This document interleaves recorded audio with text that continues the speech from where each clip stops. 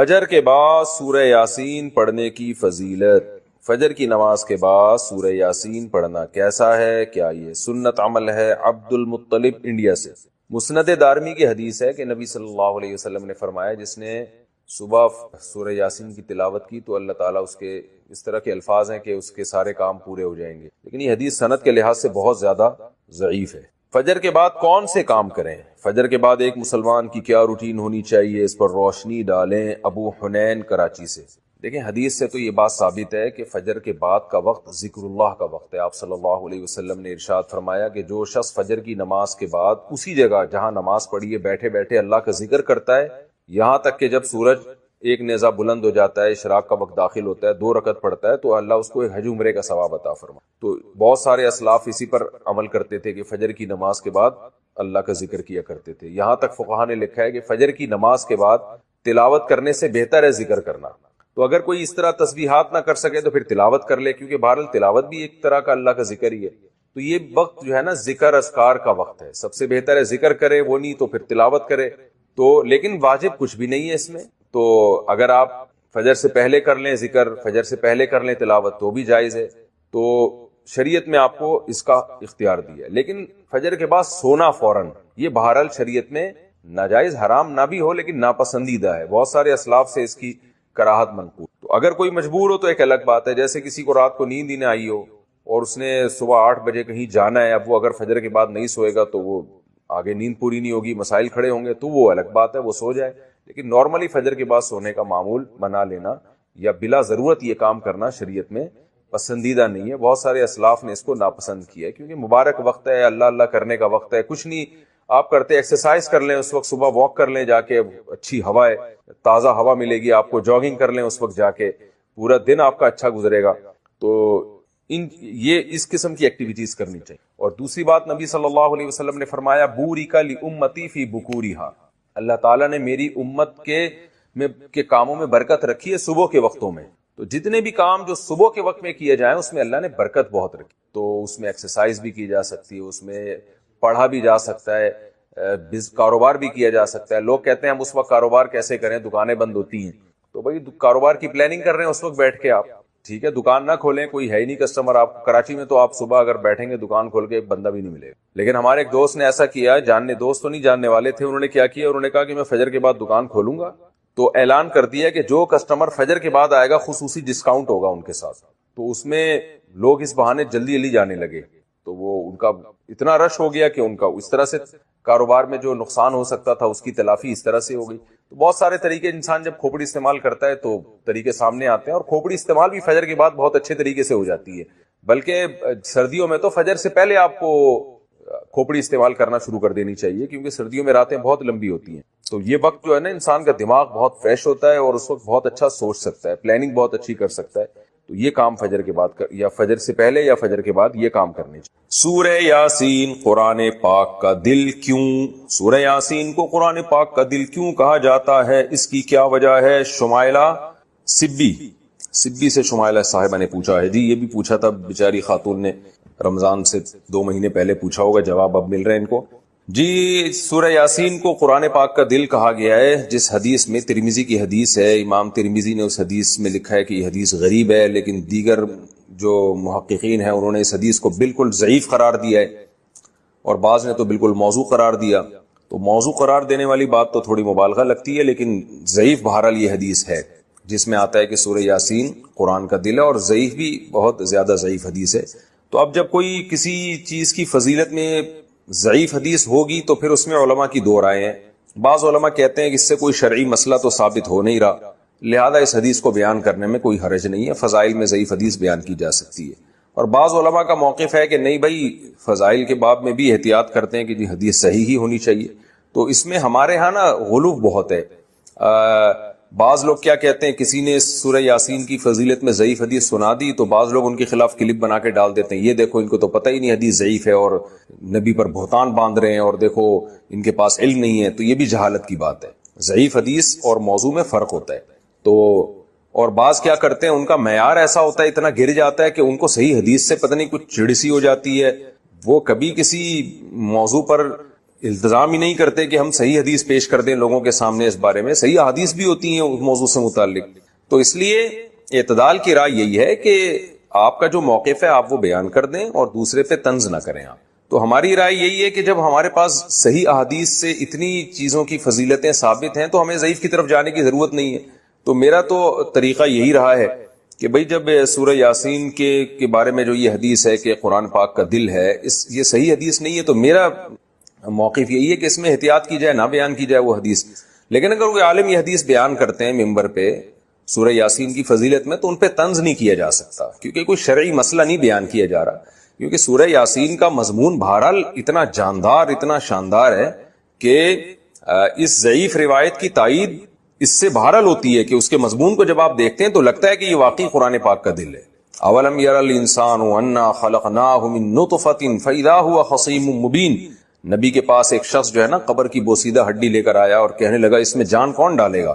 سورہ یاسین میں اللہ نے آخری رکوع نازل کیا کہ یہ انسان جو آپ کے پاس ہڈی لے کر آیا ہے یہ دیکھتا نہیں ہے ہم نے اس کو منی کے قطرے سے بنایا، اور آج یہ ہم پہ اعتراض کر رہا ہے کہ اس بوسیدہ ہڈی میں کون جان ڈالے گا. قل یحییھا الذی انشأھا اول مرہ. آپ اس سے کہتے ہیں وہی جس نے اس ہڈی کو پہلی دفعہ بنایا نا، اسی ہڈی سے پوچھئے، بتائے گی جس نے مجھے پہلی دفعہ بنایا ہے وہ مجھے دوبارہ بھی بنا سکتا ہے. تو ایسے جاندار مضامین ہے سورہ یاسین کے، تو اس لحاظ سے اس کو دل کہہ دینے میں کوئی حرج نہیں ہے. لیکن بہرحال اس بارے میں جو روایت ہے وہ کافی ضعیف روایت ہے.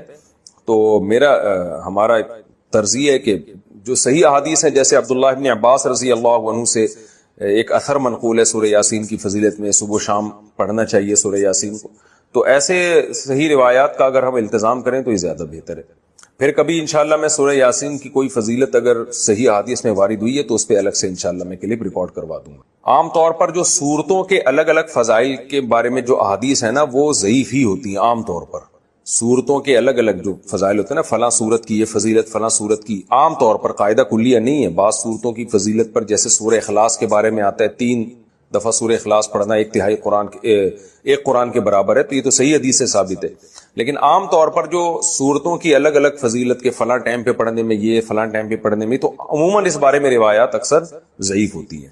اگلی حدیث ہے 7558. حدثنا احمد بن اشکاب قال حدثنا محمد بن فضیل عن عمارة بن القعقاع عن ابی زرعة عن ابی هریرة رضی اللہ عنہ قال قال النبی صلی اللہ علیہ وسلم کلمتان حبیبتان الی الرحمن خفیفتان علی اللسان ثقیلتان فی المیزان سبحان اللہ وبحمدہ سبحان اللہ العظیم. حدیث کے جو الفاظ ہیں یہ بھی بڑے مزیدار ہیں، پڑھنے میں بہت مزہ آتا ہے ان الفاظ. نبی صلی اللہ حضرت ابو ہریرہ رضی اللہ عنہ سے روایت ہے، رسول اللہ صلی اللہ علیہ وسلم نے فرمایا 2 کلمات ایسے ہیں حبیبتان الی الرحمن، جو رحمان کو بہت زیادہ محبوب. آپ کو پتہ ہے فعیل بمعنی مفعول کثرت سے آتا ہے عربی میں، تو یہاں حبیب بمعنی کیا ہے؟ محبوب. اللہ کو بہت محبوب ہے. خفیفتان علی اللسان، زبان پر بہت ہلکے ہیں. ثقیلتان فی المیزان، ترازو میں قیامت کے دن بہت بھاری ہے. دیکھو کسی عمل کو کرنے کے لیے موٹیویشن چاہیے نا. ہمیں کوئی عمل ہم کرنا چاہتے ہیں تو ہمیں کہیں سے موٹیویشن ملتی ہے تو ہم اس عمل کو کر لیتے ہیں. تو موٹیویشن کے لیے 3 چیزیں ہوتی ہیں جس سے آپ کو اس عمل کے کرنے کی ترغیب ملتی ہے. ایک چیز یہ ہوتی ہے کہ کوئی شخص آپ کو آپ کے کہتا ہے کہ یہ عمل کر لو، اس سے تمہارا محبوب خوش ہو جائے گا، تو ایک دم ہمیں حوصلہ ملتا ہے کہ ہم یہ عمل آپ لوگ کر لیں، کوئی چاہے مشکل عمل ہی کیوں نہ ہو. لیکن بھائی جس سے ہمیں محبت ہے یہ عمل کرنے سے ہمارا محبوب خوش ہو جائے گا، اس سے بڑا حوصلہ ملتا ہے. محبوب کو جو کام محبوب ہو اس کو کرنے کا دل چاہتا ہے یا نہیں چاہتا؟ چاہتا ہے. بعض دفعہ اس سے انسان کو موٹیویشن ملتی ہے، حوصلہ ملتا ہے. بھائی یہ تمہارے محبوب کو اس سے محبت تو نہیں ہے، لیکن اس کے کرنے سے تمہیں فائدے بہت حاصل ہوں گے. آپ کوئی کام کرتے ہیں جس پہ آپ کو پیسے بہت مل رہے ہوں، بڑی مشکل جابس آتی ہیں، لیکن لوگ اس لیے کر لیتے ہیں کہ اس میں تنخواہ بہت زیادہ ہے، پیسے بہت زیادہ ملیں گے، مشکل جابس بھی کر لیتے ہیں لوگ. اس سے بھی انسان کو موٹیویشن ملتی ہے. اور رکاوٹ کیا چیز ہوتی ہے کہ وہ عمل مشکل بہت ہے. تو یہ رکاوٹ بھی اگر دور کر دی جائے تو پھر اس عمل سے کوئی چیز رکاوٹ بنتی ہے؟ یقیناً نہیں بنتی. تو نبی صلی اللہ علیہ وسلم نے فرمایا سبحان اللہ و بحمدہ سبحان اللہ العظیم. یہ دو عمل ایسے ہیں کہ ہمارا محبوب اللہ ہے. تو یہ دو کلمات اللہ کو بہت محبوب ہیں. تو مسلمان کے لیے اس کلمے کو زبان سے بار بار دہرانے کے لیے اتنی ترغیب کافی ہے کہ ہمارے محبوب اللہ ہے، اس اللہ کو یہ کلمات بہت زیادہ محبوب ہیں. یہ کافی ہے. بہت سے علماء اکابر ایسے گزرے ہیں جنہوں نے کسی عمل کو صرف اس لیے کیا کہ نبی صلی اللہ علیہ وسلم کو یہ پسند تھا، حالانکہ اس میں کوئی الگ سے ثواب نہیں تھا. حضرت انس ابن مالک رضی اللہ تعالی عنہ، صحیح حدیث، کدو بنا ہوا تھا، کدو کا سالن. انس ابن مالک برتن بار بار گھما گھما کے نا اس میں کدو تلاش کر رہے تھے سالن میں. ایسا ہوتا ہے نا آج کل سالن میں جیسے بوٹیاں تلاش کی جاتی ہیں، تو حضرت انس بن مالک کیا تلاش کر رہے تھے؟ کدو. پھر فرمایا کہ مجھے اس سے اس لیے محبت ہے کہ رسول اللہ صلی اللہ علیہ وسلم کو کدو سے، لوکی سے محبت تھی. تو صرف اس لیے وہ لوکی تلاش کر رہے ہیں سالن میں کہ میرے نبی کو، میرے محبوب کو اس سے محبت. تو انسان کو جس سے محبت ہوتی ہے عام طور پر اس کی محبوب چیزوں سے بھی محبت ہو جاتی ہے. تو امام بخاری رحمہ اللہ تعالی یہ کلمہ لے کر آئے حبیبتان الی الرحمن. بھائی یہ سبحان اللہ و بحمدہ دو کلمات ایسے ہیں جو اللہ کو بہت زیادہ محبوب ہیں. تو بس اتنا ہی کافی ہے مسلمان کے لیے کہ ان کلمات کا کثرت سے اپنی زبان سے ورد کیا کرے. میں طلبہ سے ہٹ کر تھوڑا سا عوام سے بھی تھوڑا سا خطاب کر رہا ہوں نا. آپ کو پتہ ہے آج لوگ جن چڑیل بھوت بھگانے کے لیے پتہ نہیں کتنے کتنے لاکھ دفعہ وظیفے پڑھ رہے ہوتے ہیں. بچیوں کی شادی نہیں ہو رہی، کسی نے بتا دیا یہ کلمہ پڑھو. روزگار نہیں مل رہا، کسی نے بتا دیا یہ والا کلمہ پڑھو. سر پہ بال نہیں اگ رہے، کسی نے بتایا بھائی یہ وظیفہ پڑھ کے دم کرو. ہے بھائی، لیکن مسلمان کے لیے کسی کلمے کو زبان سے دہرانے کے لیے، کسی کلمے سے محبت کے لیے ان تکلفات کی ضرورت نہیں ہے. اتنا کافی ہے کہ یہ کلمات کس کو محبوب ہیں؟ اللہ. بس اس نیت سے پڑھے. آج ذکر کرنے والے بہت لوگ ہیں لیکن صرف اس لیے کہ اللہ خوش ہوتا ہے. تو ایسے لوگ مارکیٹ میں کیا چل رہے ہیں؟ شارٹ چل رہے ہیں. اور آپ کو پتا ہے جو چیز مارکیٹ میں شارٹ ہوتی ہے اس کی ویلیو بڑھ جاتی ہے. تو اپنی ویلیو اگر اللہ کی نظر میں بڑھانا چاہتے ہیں تو صبح و شام ذکر صرف اللہ کو خوش کرنے کے لیے کریں کہ اللہ تجھے یہ کلمہ محبوب ہے، لہذا میں اپنی زبان سے اس کلمے کا ورد کروں. دوسری آپ صلی اللہ علیہ وسلم نے فرمایا خفیفتان علی اللسان. بعض دفعہ آپ کو پتا ہے اس پہ مجھے اجر بھی زیادہ ملے گا، اللہ خوش بھی ہوگا، لیکن کام مشکل بہت ہوتا ہے. اللہ کی راہ میں جہاد کرنے کا بہت اجر، اللہ بہت زیادہ خوش بھی ہوتا ہے، لیکن کام آسان کام ہے، بہت مشکل.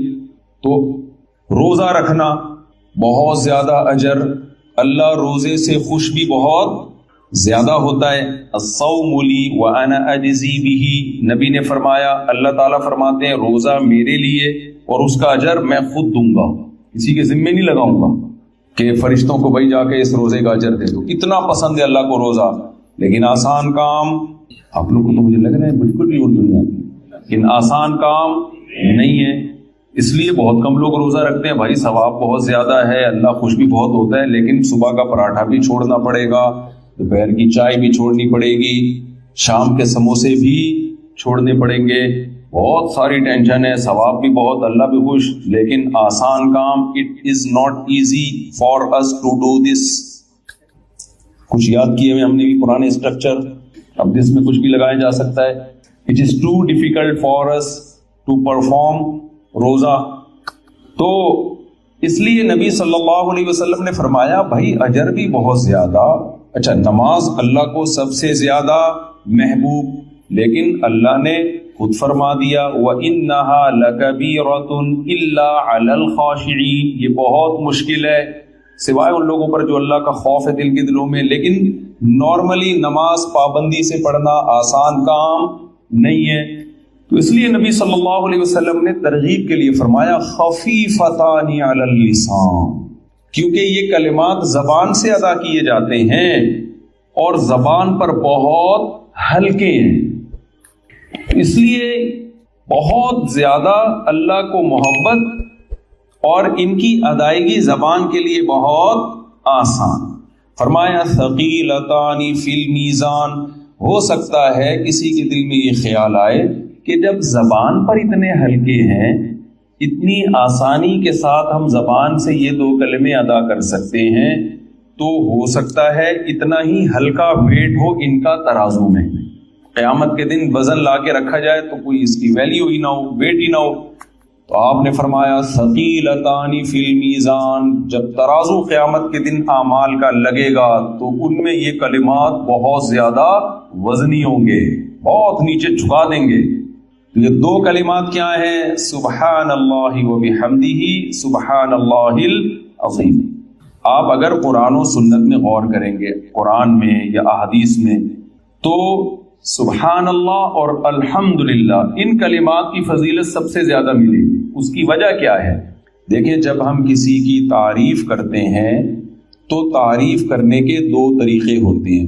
ایک، اس پر جو غلط الزامات لگے ہیں ان الزامات کو اس سے بری کر دینا۔ یہ تو ان لوگوں کی فیت کو ہمیں تو زبردستی ان چیزوں میں دھکیلا گیا ہے، ڈالا گیا ہے۔ یہ ہمارا ٹاپک تھوڑی ہے، اگر یہ ٹاپک ہوتا میں 4 شادیوں پہ کتاب لکھتا۔ پھر بولو بھائی، ہم تو دیکھ رہے تھے بیوہ عورتیں تباہ ہو رہی ہیں، برباد ہو رہی ہیں، کنواری لڑکیاں برباد ہو رہی ہیں، تو ان کو کیا اس ٹاپک سے کہ یزید رحمت اللہ علیہ لعنت اللہ، وہ کہہ رہے ہیں بھائی ہمارا گھر بساؤ یار، بھاڑ میں جائے وہ، ہمیں کیا کرنا ہے اس سے۔ آپ نے ان کے لیے کیا کیا ہے؟ قوم میں رشوت کس قدر پھیل رہی ہے، تبلیغی جماعت کو 100 بار سلام، کتنے لوگوں کی زندگیاں انہوں نے تبدیل کر دی۔ ان کا تو ٹاپک یہ نہیں ہے، نہ کربلا پہ بیان کرتے ہیں، نہ ان کو ربیع الاول کا پتہ ہے۔ کیسا شرک اور بت پرست، کتنے بڑے بڑے گلوکار فنکار ہیں، داڑیاں رکھوا دی ان کو، تہجد گزار بنا دیا۔ کتنے غیر مسلم ہیں، تبلیغ والے تو ریکارڈ بھی نہیں رکھتے۔ اگر یہ ریکارڈ رکھتے نا رجسٹر میں، لاکھوں غیر مسلم ہیں جو تبلیغ والوں کو دیکھ کے مسلمان ہوئے ہیں، حالانکہ کوئی شو بازی کا شوق نہیں ہے تو کوئی ریکارڈ بھی نہیں رکھا ہوا۔ کارگزاری میں زیادہ اس طرح کی باتیں بیان کرنے کی بھی اجازت نہیں، کام کو فوکس کرو۔ تو جو عملی زندگی والے لوگ ہیں ان کا لائف سٹائل کچھ اور ہوتا ہے، باتیں کرنے والوں کا سٹائل کچھ اور ہوتا ہے۔ دیکھنے میں آپ کو باتیں کرنے والے پڑھے لکھے لگیں گے، لیکن عملی زندگیاں تبدیل کرنے والے کوئی اور ہوتے ہیں۔ میں تو جانتا ہوں کیسے کیسے لوگوں کی زندگیوں کو تبدیل کیا ہے، کیا کیسے کیسے پتھر دلوں کو تبلیغ جماعت میں نکل کے رام ہوئے وہ چرسی جی۔ تو کتنے لوگ ہیں دنیا میں جن کو ہم جانتے ہیں، ایسے لڑکوں کو جو قتل کیا کرتے تھے، جو شراب پیا کرتے تھے، تبلیغ میں وقت لگا کر ان کی زندگیاں چینج ہو گئی۔ اگر ان کو کسی ایسے خطیب کے محفل میں لے جا کے بٹھا دیتے کہ وہ بیان کر رہا ہے جناب اس پہ کربلا پہ بیان کر رہا ہے اور حجاج بن یوسف پہ رپورٹ پیش کر رہا ہے، بنو امیہ پہ رپورٹ پیش کر رہا ہے، یہ لوگ شراب چھوڑتے؟ یہ اسی میں الجھ کے رہ جاتے۔ حدیث میں دعا سکھائی ہے، اللہم انی اعوذ بک من علم لا ينفع، اللہ ایسے علم سے پناہ مانگتا ہوں جو فائدہ نہ پہنچائے۔ تو ہماری پیدائش کا مقصد یہ ہے کہ تم میں سے اچھا عمل کون کرتا ہے، کوئی شخصیت مقصود نہیں، عمل مقصود ہے۔ دیکھو کس قدر اسلام میں شخصیت پرستی کی نفی ہے، اس کی میں ایک مثال آپ کو دیتا ہوں صحیح حدیث سے، بہت ٹیکنیکل مثال ہے، اس کو خوب اچھی طرح سمجھیں۔ قرآن مجید میں سورہ توبہ میں اللہ نے غزوہ تبوک کا واقعہ بیان کیا، جس میں کچھ 3 مخلص صحابہ پیچھے رہ گئے تھے، کوئی عذر نہیں تھا ان کو، لیکن وہ جنگ میں شریک بولو نا نہیں ہو سکتے۔ بہت سے منافقین بھی پیچھے رہ گئے۔ جب نبی صلی اللہ علیہ وسلم غزوہ تبوک سے واپس آئے تو منافقین نے نبی صلی اللہ علیہ وسلم کو خوش کرنے کے لیے جھوٹ بول دیا تاکہ نبی آپ پہ ناراض نہ ہو، نبی کو تکلیف نہ ہو۔ اگر وہ یہ کہتے نا ہمیں کوئی عذر نہیں تھا پھر بھی ہم پیچھے رہ گئے، تو انہیں پتا تھا نبی کو اس سے کیا ہوگی، تکلیف ہوگی۔ تو قرآن نے کہا یحلفون لکم لترضوا عنہم، کہ یہ آپ کے سامنے قسمیں اٹھاتے ہیں تاکہ آپ ان سے راضی ہو جائیں، آپ ان سے خوش ہو جائیں۔ فإن ترضوا عنہم فإن اللہ لا يرضى عن القوم الفاسقین، اگر آپ خوش ہو بھی گئے تو اللہ ایسے فاسقوں سے خوش نہیں ہوگا۔ پوائنٹ کی بات سمجھنے کی ہے، وہ نبی کو خوش کر رہے ہیں لیکن اللہ کہہ رہا ہے میں پھر بھی خوش نہیں ہوں گا۔ کیوں؟ یہاں نبی کو خوش کرنے کا مقصد اللہ को खुश करना नहीं था, ذات नबी मकसूद थी जिसमें अल्लाह नहीं था। तो इसमें बता दिया गया कि नबी को खुश करना भी जब सवाब है, जब उस खुश करने का मकसद किसको खुश करना हो, अल्लाह को खुश करना हो। तो इस्लाम में पहले कौन है, अल्लाह है। तो वो अल्लाह क्या कहता है, लियब्लुवकुम अय्युकुम अहसनु अमला, उसने तुम्हें पैदा किया है इसलिए नहीं कि तुम्हें हिस्ट्री में बहुत जबरदस्त महारत हासिल हो जाए, इसलिए नहीं कि तुम्हें एक एक बनु उमैया का पता चल जाए कौन कितना खराब था और कौन कितना नेक था, और बनु अब्बास का पता चल जाए, इसलिए पैदा किया। लियब्लुवकुम, वो तुम्हें आजमाना चाहता है, अय्युकुम अहसनु अमला, तुम में अच्छा अमल कौन करता है। आप कह सकते हैं भाई अच्छा अमल यही है जो हम कर रहे हैं, बहुत अच्छा अमल है कि हमने अवाम को उलझा दिया है इन मसाइल में, बहुत अच्छा अमल है। अवाम पहले गलत समझ रही थी, हमने सही समझा दिया अवाम। तो कुरान ने इसको भी कहा है कि अच्छा की डेफिनेशन वो है जिसको कौन अच्छा कहे, अल्लाह अच्छा कहता है जिसको, अल्लाह उसके रसूल ने जिस अमल को अच्छा कहा, अल्लाह उसके रसूल ने उस अमल को अच्छा कहा है जिसका हमारी प्रैक्टिकल लाइफ से ताल्लुक है। एक तो इस्लाम के बेसिक अकीदे, तौहीद, रिसालत, फरिश्तों का वजूद, ये तो बेसिक हैं जिसको हम ईमान मुफस्सल और ईमान मुजमल में पढ़ते हैं। इसके अलावा कोई बेसिक अकीदा नहीं है इस्लाम में। बाकी वो नजरिया जिसका अमल से ताल्लुक हो उसको फोकस करना पड़ेगा।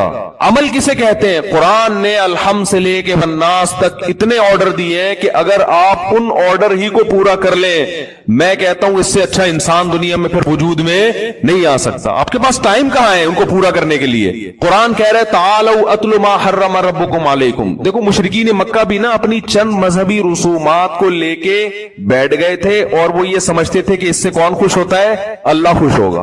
कुरान ने जगह जगह नफी की। क्या अंदाज है कुरान का, कुल ए नबी इनसे कह दीजिए तालौ आओ अतलू, मैं तुम्हें पढ़ के सुनाता हूं अल्लाह का कलाम। मा हर्रमा अलैकुम रब्बुकुम, मैं बताता हूं तुम्हारे रब ने कौन सी चीजों को हराम किया है। ये जो तुमने जाहिलियत की चंद रसूमात को पकड़ के बैठ गए हो ना, अपने तौर पर अब मेयार एक तुमने बना लिया, ये नहीं है। आओ मैं तुम्हें बताता हूं कौन सी चीजें जिनसे खुदा नाराज होता है और कौन सी चीजें जिनसे खुदा खुश होता है। आओ, कितना अच्छा अंदाज है कि ये ऐसे है जैसे एक आदमी कंफ्यूज फिर रहा हो, पागलों की तरह दीवारों से टकरे मार रहा हो, उसको मंजिल न मिल रही हो, उसने जाना है जनाब सदर जाना है, कोई गांव देहात से कोई बंदा कराची आ गया, या उसने कैंट स्टेशन जाना है। अब इससे पूछता है, वो कहता है कैंट स्टेशन इधर को है, वो इधर को चलने लगा। दूसरे से पूछता है, वो कहता है नहीं, वो भी सही बता रहा है कि इधर को है, लेकिन इतने पेचीदा तरीके से बता रहा है कि तू पहले यूं जाना, फिर यहां से जाके ना एक गोले गंडे वाला आएगा, वहां से राइट टर्न हो जाना, फिर एक कुल्फी वाला है, उधर से लेफ्ट टर्न हो जाना, उधर 4K का स्टॉप आएगा, वहां से फिर बस में चढ़ के फिर उधर उतरना, फिर यूं। बौखला गया यार। दूसरा बंदा, भाई छोड़ इसको, तू ऐसा कर, तू ऐसा कर, तू यहां से ना इधर से जाने के बजाय इधर रश होगा, इधर रश होगा, तू यहां से निकल जा कटी पहाड़ी से, कटी पहाड़ी से यूं निकलेगा, फिर उधर से बनारस में टर्न मारेगा, उधर शेरशाह उधर जाएगा। रोड थोड़ा खराब है लेकिन रास्ता खुला हुआ है। फिर अब वो शेरशाह क्या होता है, ऐसे में कोई अकलमंद कहेगा इधर आ यार, ऐसे ही होता है ना स्टाइल, अबे इधर आ, ज्यादा लंबी चौड़ी टेंशन में पड़ने की, इधर आ, इधर बैठ जा पीछे गाड़ी में, मैं उधर ही आ रहा हूं।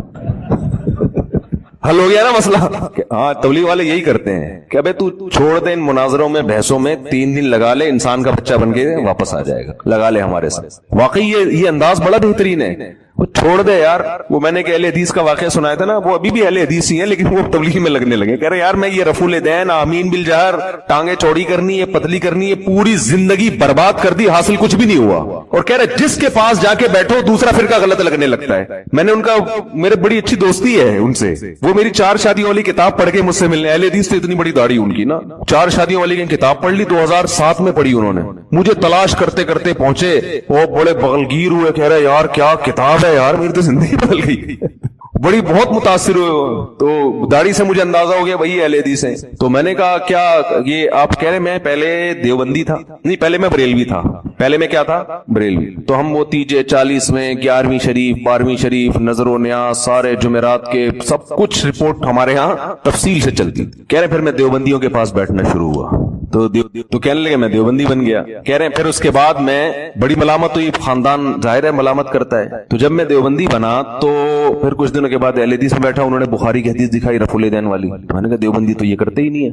अब जाहिर है हर आदमी के पास इल्म नहीं होता, उन्होंने कोई 2-4 मौलवी मिल जाएंगे, उनसे पूछा होगा, उनके पूछा। हर आदमी को हर चीज मालूम थोड़ी थी, पेनोडॉल की तहकीकात हर आदमी के पास हर वक्त थोड़ी, हर डॉक्टर के पास भी नहीं होती। तो वो कह रहे मैं फिर अहले हदीस बन गया। कह रहे जब मैं अहले हदीस बना तो एक दिन जमातुल मुस्लिमीन वालों का कहीं کہیں مجھے لٹریچر ملا کہ ہمارا فرقہ وارانہ نام نہیں ہے, یہ حنفی, شافی, دیوبندی, بریلوی, اہل حدیث, یہ تو فرقے بنائے. ہوا سماکم المسلمین, اللہ نے نام کیا رکھا ہے؟ مسلم. آئیے جماعت المسلمین میں جس کا کوئی فرقہ نہیں ہے. انہوں نے کہا یہ اہل حدیث بھی فرقہ ہے. کہہ رہے ہم جماعت المسلمین نکل لیے. اب آسان نہیں ہوتا مسلک چھوڑنا, ملامتیں. کہہ رہے نہیں ہمیں تو حق کی تلاش تھی, ہم کہاں نکل لیے؟ جماعت المسلمین.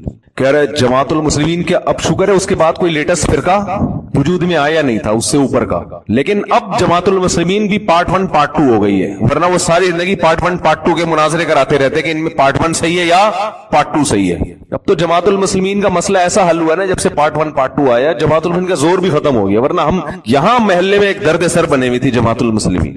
ہر تھوڑے دن میں کوئی لڑکا لٹریچر لے کے آ رہا ہوتا, اس کا کیا مطلب ہے, اس کا کیا مطلب ہے. ہم شادیوں پہ کام کر رہے ہیں, لوگوں کو کہہ رہے ہیں یار بیوہ عورتوں کو سہارا دو, اور جناب طلاق یافتہ عورتوں کو سہارا دو, اور ادھر تو علماء کی صلاحیت ہے جب ان چیزوں میں لگیں گی تو معاشرے میں وہ مثبت کام کس ٹائم پہ کریں گے بیٹھ کے. تو وہ جناب جب سے پارٹ 1 پارٹ 2 وجود میں آئی ہے نا, اب مسئلہ ہی حل. جب بھی کوئی جماعت المسلمین والا کہتا ہے کہ نبی نے فرمایا جماعت المسلمین اور اس کے امام کو یعنی لازم پکڑو, تو ہم کہیں گے پارٹ 1 کے بارے میں فرمایا یا پارٹ 2 کے بارے میں؟ پہلے یہ فیصلہ کر لو, پھر ہم حدیث میں دکھاؤ پارٹ 1 ہے یا پارٹ 2 ہے. تو اب وہ سنا پارٹ 3 بھی ہو گیا واللہ عالم. ہر نیا فرقہ بنتا ہے یہ کہہ کے کہ میں سارے فرقوں کو ختم کر رہا ہوں, مگر وہ ایک نئے فرقے کی بنیاد رکھ کے خود 20 فرقوں میں ڈیوائیڈ ہو جاتا ہے, سمجھ رہے ہو؟ تو وہ پھر جماعت المسلمین میں چلے گئے. جماعت المسلمین کا اس وقت پارٹ 2 نہیں تھا, تو وہ جماعت المسلمین میں گئے تو ان کو وہاں بڑا اچھا لگا. بھائی ہر بات قرآن کی, ہر بات حدیث کی, لیبل تو سب نے بڑے اچھے اچھے خوبصورت لگائے ہوئے ہوتے ہیں نا. تو بڑے اچھے کہتے ہیں ہوتے ہوتے میں صوبہ سندھ کا امیر بن گیا, کیونکہ پیسے والے بھی ہیں یہ, تو پیسہ بھی بہت دیا, بہت جماعت المسلمین پہ انہوں نے نچھاور کیا. جماعت المسلمین کو ترقی دینے میں ان کا بہت بڑا کردار. میں نام اس لیے بتاؤں گا کہ ان کی طرف سے پابندی ہے جماعت المسلمین, پھر ان کے تنگ نہ کرنا شروع کر دیں ان کو. کیا بھائی تو نے جماعت المسلمین چھوڑ دی, ہمارے راز کیوں فاش کر رہے ہیں؟ یہ بھی تو خطرہ ہوتا ہے نا.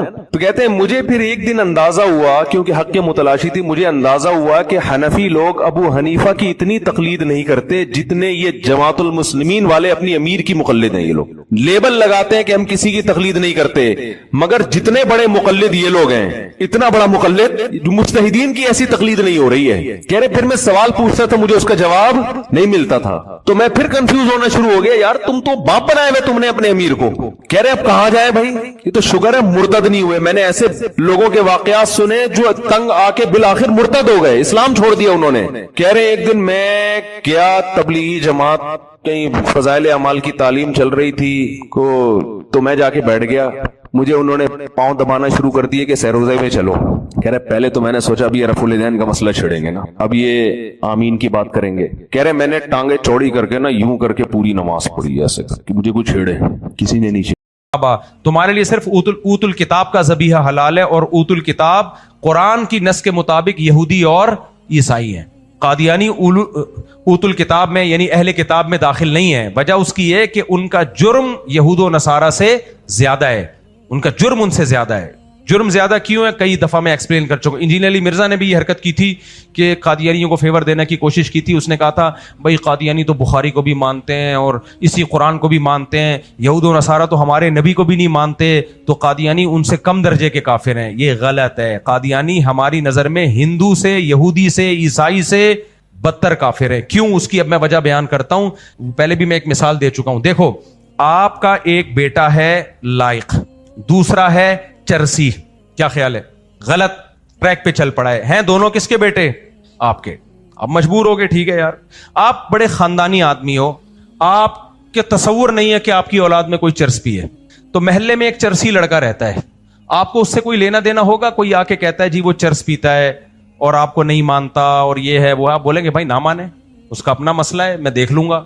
میں اس کو وراثت سے کیا کر دوں گا؟ محروم. کیونکہ میں اس کا باپ نہیں ہوں تو میں وراثت سے کیا کروں گا؟ اس کو نہیں دوں گا اس کو وراثت. اچھا ہے نہ ماننے میں میرا فائدہ ہے, میری ساری وراثت کس میں جائے گی؟ میری اولاد میں. تو اللہ بھی کہتا ہے جو میرے نبی کو نہیں مانتے میں ان کو جنت کی وراثت سے محروم کر دوں گا. ٹھیک ہے نا, یہاں تک بات کلیئر ہو گئی. آخرت میں انتقام لے لوں گا ان سے. تو یہاں تک اتنا جرم اتنا ہے. اللہ کہے گا میں نہیں دوں گا آخرت ان کو, نہیں مانتے میرے پیغمبر کو, جرم ہے. دنیا میں اللہ کہتے ہیں سب کے ساتھ کیسا سلوک کرو؟ اچھا سلوک. دنیا کے اصول کچھ اور ہیں, آخرت کے اصول کچھ اور. آپ بھی اپنے بیٹے سے کہو گے کہ بیٹا وہ چرسی ہے, چرس پیتا ہے, لیکن تمہارا اس سے کوئی لینا دینا نہیں ہے, جب ملا کرو سلام کر لیا کرو اور اچھا سلوک ہر ایک کے ساتھ کرو, یہی کہیں گے نا ابا. لیکن محلے میں ایک چرسی ہے جو چرس پیتا ہے, ساری کرمنل ایکٹیویٹیز میں, اور کہتا ہے میں, آپ کا نام فار ایگزامپل جمشید ہے, بیٹا تم یہ حرکتیں کرتے ہو, تم ہو کس کے بیٹے؟ میں جمشید کا بیٹا ہوں. اب جمشید برداشت کر لے گا؟ ہیں, جمشید کہے گا نیچ خاندان کے گھٹیا آدمی, تو چرس پی, تو ہیروئن پی, جو مرضی کرنا ہے کر, تو مجھے تو اپنے آپ کو میرے کھاتے میں کیوں ڈال رہا ہے؟ اپنے آپ کو مجھے اپنا باپ کس حیثیت سے کہہ رہا ہے؟ اس سے تو میری انسلٹ ہے. کس کی انسلٹ ہے؟ خاندانی لوگوں کی انسلٹ ہوگی کہ نہیں ہوگی؟ عزت دار لوگوں کی. باپ کا بیٹا بھی کہے گا ابا یہ ہمارا بھائی بنا پھر رہا ہے, یہ تو ہمارا خاندان کی, اس سے تو میرے رشتے نہیں ہوں گے. لوگ کہیں گے ان کا بھائی چرس پیتا ہے.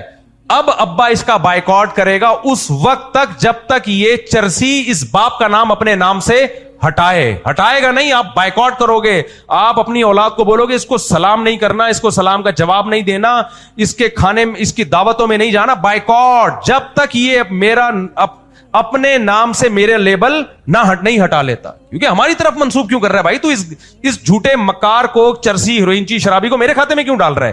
اب سمجھو بات کو. عیسائی, مسیحی, ہندو جتنے بھی ہیں جو مرضی کریں, اپنی ان حرکتوں کو اسلام قرار نہیں دیتے اور اپنے اس عمل کو محمد صلی اللہ علیہ وسلم کے کھاتے میں نہیں ڈالتے. مرزا غلام احمد قادیانی نے جھوٹی نبوت کا دعویٰ کیا اور اس اپنے آپ کو کس کے کھاتے میں ڈالا؟ محمد صلی اللہ علیہ وسلم کے, کہ میں محمد صلی اللہ علیہ وسلم کا ذلی نبی ہوں. اور قادیانی اس جھوٹے نبی کو مان کے اپنے آپ کو مسلم قرار دیتے ہیں, اس عمل کو اسلام قرار دیتے ہیں. بھائی اسلام جھوٹے نبیوں سے بری.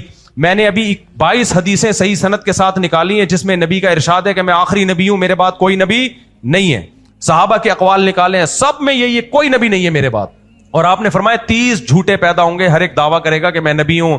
فرمایا انا خاتم النبی لا نبی بعدی, میرے بعد کوئی نبی نہیں ہے. بار بار آپ یہ کہہ رہے ہیں, پوری امت جمع ہو چکی ہے اس پر کہ آپ آخری نبی ہیں. ایک جھوٹا کذاب اٹھتا ہے اور تو اٹھ جاتا, نبوت کا دعویٰ کر لیتا, اپنے مذہب کا جو مرضی نام رکھتا, تو جانتا, تیرے فالوور جانتے.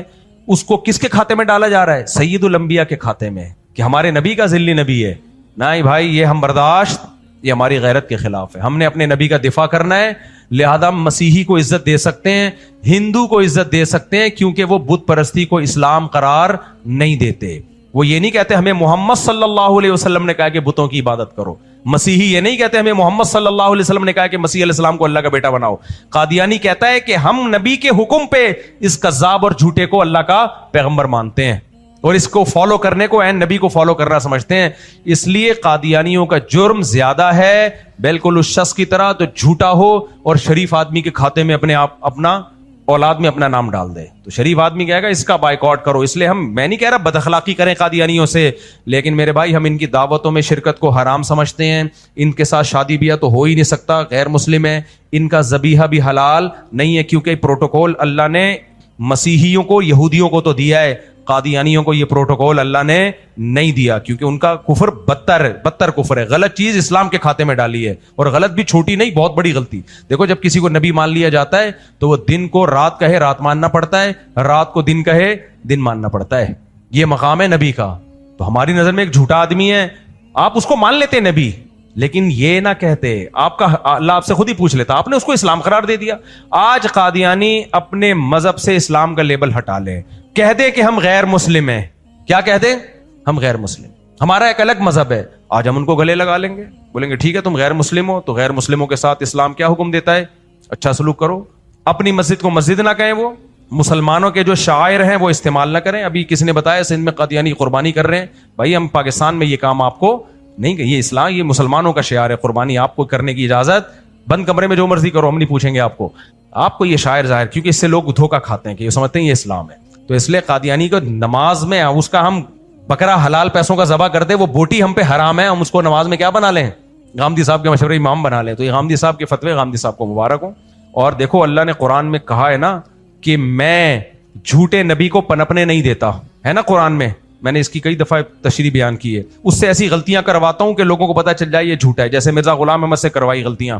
تبھی قادیانی مرزا غلام احمد کی نبوت پہ مباحثہ کریں گے آپ سے. مرزا غلام احمد کی شخصیت پہ قادیانی 100 بار زہر کا پیالہ پی لے گا.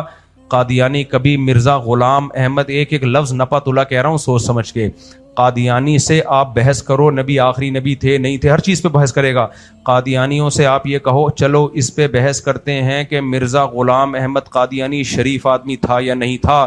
قادیانی 100 بار زہر کا پیالہ پی لے گا لیکن اس ٹاپک پہ کبھی آپ سے بات نہیں کرے گا. علماء اس سے بات کرتے ہیں اس پہ کہ مرزا کی کتابوں سے ہم ثابت کریں گے یہ نبوت تو شرافت کے بعد کی چیز ہے، یہ شریف انسان نہیں تھا. ایسی غلطیاں اس سے کروا دی گئی ہیں، اس کی شخصیت کو اللہ نے ہمیشہ کے لیے مجروح کر دیا تاکہ کوئی کنفیوژن نہ ہو. تو یاد رکھو اسی طرح کوئی مذہبی اسکالر جو قرآن و سنت کے نام پہ لوگوں کو غلط گائیڈ کر رہا ہو، اس کی ذاتی حیثیت کیا ہے وہ ایک الگ بحث ہے.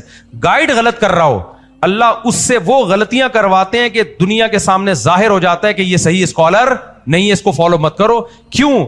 جو بھی علماء ہیں یا مذہبی اسکالر ہیں جن کے پاس علم ہے حدیث کے مطابق وہ پیغمبر کے وارث ہیں. تو جیسے اللہ جھوٹے پیغمبر کو پنپنے نہیں دیتے، جھوٹے اسکالر کو بھی اللہ پنپنے نہیں دیتے. سے ایسی مسٹیک کرواتے ہیں دنیا کے سامنے واضح ہو جاتا ہے کہ یہ اس قابل نہیں ہے کہ اس کو فالو کیا جائے. یہ اللہ کا ذمہ ہے. اور اللہ یہ تبھی دیکھو نا ان کے فتوے کس طرح کے آ رہے ہیں، یعنی ان کے جو کام 1400 سالہ تاریخ میں کبھی کسی نے فتویٰ نہیں دیا، صحیح ہے نا، کہ غیر مسلم کے پیچھے نماز. تو یہ اللہ کی طرف سے ہوتا ہے.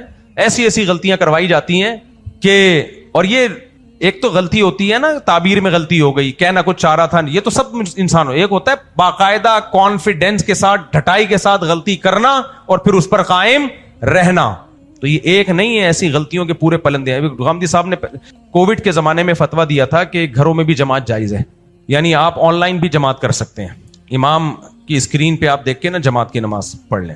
ایک صاحب داڑھی والے، ان کا نام ذہن سے، انہوں نے بڑا اچھا ریئیکشن ریکارڈ کیا. انہوں نے کہا غامدی صاحب نے فتویٰ تو دے دیا لیکن یہ فتویٰ اتنا بڑا لطیفہ ہے کہ غامدی صاحب کو اندازہ بھی نہیں ہوا کہ میں کون سا لطیفہ سنا کے چلا گیا ہوں.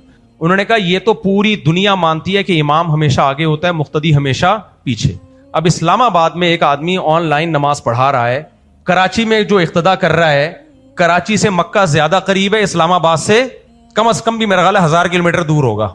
تو یہ عجیب و غریب نماز ہے جس میں امام 1000 کلومیٹر پیچھے کھڑا ہوا ہے اور مقتدی 1000 کلومیٹر آگے. انہوں نے کہا لیکن محترم نے فتویٰ دے دیا. ایک اور مثال دے کے بس بات ختم کرتا ہوں. ٹیلی ویژن میں نا ایک دفعہ پروگرام چل رہا تھا یہ فلکیات پر، کہ چاند کا جو چاند دیکھ کے ہم جو روزہ رکھتے ہیں تو رویت ہلال کمیٹی کی ضرورت کیا ہے. فلکیات کی کیلکولیشن سے ہمیں کر لینا چاہیے، تو دیکھنے کا تکلف کی کیا ضرورت ہے. اس ٹاپک پر بات کرنی تھی، مجھے بھی بلایا اور غامدی صاحب کے ایک شاگرد تھے ان کو بھی بلایا. اچھا جی، اب میں تو اس پہ تیاری کر کے گیا تھا، مجھے پتا ہمارے جامعہ والے تو فلکیات میں بے انتہا ایکسپرٹ ہیں. تو میں نے اپنے دوستوں سے جو فلکیات میں ماہر ہیں علماء میں ان سے بھی رابطہ کیا، پورا مسئلے کو سمجھ کے گیا. تو غامدی صاحب کے جو شاگرد بیٹھے ہوئے تھے نا، انہوں نے پہلے پوری سائنس پہ اپنی افلاطونی اور بقراتی جھاڑ دی. سائنس، یہ مولوی سائنس کو نہیں مانتے اور اصل میں تو یہ وغیرہ وغیرہ. جب فلکیات تھے پہلے زمانے میں تو ممکن نہیں تھا. میری باری آئی، میں نے کہا دیکھیں اللہ کا یہ بڑا فضل ہوا کہ ٹیلی ویژن والوں نے ماہر فلکیات کو بھی بلایا ہوا تھا کراچی یونیورسٹی کے. میں نے کہا بھائی صاحب آپ نے سائنس کے زمین آسمان کے قلابے ملا دیے، پہلے یہ تو پوچھو سائنسدان کیا کہتے ہیں، کیا فلکیات کی کیلکولیشن پر یہ ممکن بھی ہے. میں نے کہا ماہر فلکیات کہتے ہیں کہ فلکیات کی کیلکولیشن پر یہ پورا اس پہ ڈیپینڈ کر دینا یہ ممکن ہی نہیں ہے. کیوں؟ ہوتا یہ ہے کہ فلکیات کی روح سے بعض دفعہ ہمیں یہ 3 کنڈیشن ہوتی ہے چاند کی. ایک کنڈیشن تو یہ ہوتی ہے کیلکولیشن کر کے پتا چل جاتا ہے 100% نظر آنے کا چانس ہے. بعض دفعہ یہ ہوتا ہے کیلکولیشن سے پتا چل جاتا ہے کہ ماہر فلکیات کہہ دیتے ہیں کہ اتنا موٹا چاند ہوگا کہ سب کو نظر آئے گا، تو اس میں تو ویسے ہی نظر آئے گا. اس میں آپ فلکیات والے پہلے اعلان کر سکتے ہیں کہ نظر آئے گا اور پوری دنیا بھی اپنی آنکھوں سے دیکھ لے گی. ایک کنڈیشن یہ ہوتی ہے کہ ماہر فلکیات کہتے ہیں کہ نظر آنے کا چانس ہی نہیں ہے، یہاں نظر آئے گا ہی نہیں. یہاں فلکیات سے یہ فائدہ اٹھایا جا سکتا ہے کہ بھائی کیلکولیشن کی روح سے جب ہے ہی ایک چیز نہیں تو کمبخت تجھے نظر کیسے آ گیا. صحیح ہے نا، یہاں فائدہ اٹھایا جا سکتا ہے اور رویت ہلال کمیٹی یہ فائدہ اٹھاتی ہے، ماہر فلکیات سے رابطہ کرتی ہے. اس کے لیے ہمیں کسی جدید قانون اور ضابطے کی ضرورت نہیں ہے. ایک کنڈیشن یہ ہوتی ہے جس میں ماہر فلکیات کہہ رہے ہوتے ہیں اتنا باریک ہوگا کہ میں بھی نظر آ جائے اور میں بھی نظر نہ آئے. یہاں وہ بھی کہتے ہیں بھائی ہم نہیں کہہ سکتے کہ ہوگا کہ نہیں ہوگا. تو ماہر فلکیات نے مجھے سپورٹ کیا، کہہ رہے ہیں مفتی صاحب بالکل صحیح بات کر رہے ہیں. یہ لوگ ماہر فلکیات سے پوچھے بغیر ڈال دیتے ہیں کہ فلکیات پہ رکھ دو، حالانکہ ماہر فلکیات خود کہہ رہے ہوتے ہیں کہ یہ رویت کے بغیر ممکن ہی نہیں ہے. یعنی فلکیات سے مدد لی جا سکتی ہے اور لی جا رہی ہے، لیکن کل وہ اگلا مہینہ شروع ہو رہا ہے یا نہیں ہو رہا یہ دو صورتوں میں تو ممکن ہے اور اکثر و بیشتر یہ بیچ کی صورت ہوتی ہے, اس میں تو ممکن ہی نہیں ہے. میں نے کہا لو بھائی, بلا وجہ سائنس کے زمین آسمان کے قلابے ملا کے نا بھرم میں ڈالنے کی کوشش, یہ سائنس سائنس سائنس کر رہے ہو. سائنسدان خود نہیں, جیسے ایک اور اسکالر ہے, نام نہیں لوں گا, ان کو بڑی سائنس سائنس کر رہے ہوتے ہیں, کہتے ہیں مولویوں کو سائنس بالکل نہیں آتی ہے. تو ایک ماہر تھے, وہ ذرا سائنس تھوڑی زیادہ جانتے ہیں. کل میری فون پہ ان سے بات ہوئی, انہوں نے کہا یار یہ والی سائنس اللہ کا بڑا فضل ہے کہ مولویوں کو نہیں آتی ہے جو یہ سائنس پیش کر رہا ہے.